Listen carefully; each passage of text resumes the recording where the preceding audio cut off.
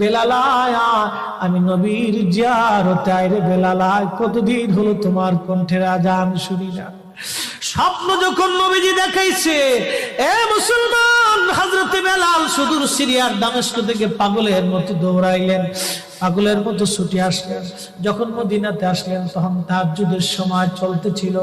তাহাজ্জুদের সময় চলার সময় হযরত বেলাল রাদিয়াল্লাহু আনহু কাঠের জালি দিয়ে তখন রওজা শরীফ ঘিরে রাখা ছিল। ওই জালির পাশে বসে বসে জালির সঙ্গে মাথা ঠেকাইয়া নবীর পাগল বসে বসে গুনগুন গুনগুন করে কাঁদে আর বলে, হুজুর আপনি আসতে বলেছিলেন, গোলাম এসে হাজির হয়েছে।